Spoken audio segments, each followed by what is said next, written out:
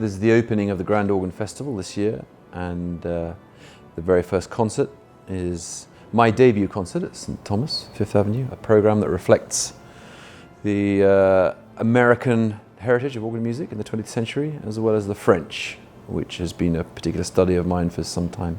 This will be the first of the series on the Miller-Scott organ built by Lynn Dobson, this extraordinary instrument that we have now in St Thomas Church. So the repertoire reflects perhaps some of my own musical predilections. I'm keen to have an American musical profile within this series, and the French music in the program is that which I've made a study of for many years. So there's music by Calvin Hampton, who was one of the great New York organists in the mid-years of the 20th century, and famous in fact for his institution of the Fridays at Midnight series of recitals, which attracted people in their hundreds to listen to organ music at midnight.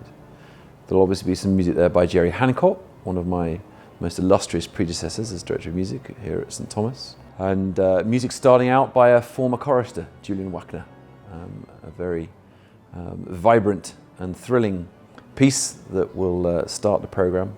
And then in between, two fairly major works of the French Romantic repertoire by Jean-Jacques Grunewald and Marcel Dupré. So the Miller-Scott organ is an extraordinary instrument in so many ways. It wants for nothing in terms of colour and power, and I would say heroism. It's really a genuinely heroic organ. Very much modelled, I think, characterfully on some of perhaps the great English organs of the early 20th century in places like Durham and Salisbury and Hereford. That sort of very muscular or noble and heroic quality that pervades the instrument.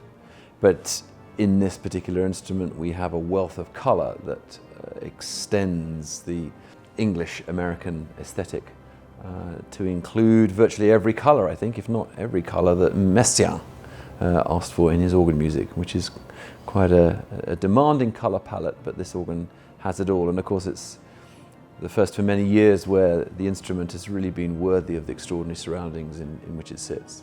I do hope you'll be fascinated by this programme and by the opportunity to hear this instrument, and that we will see you there on the 27th of September.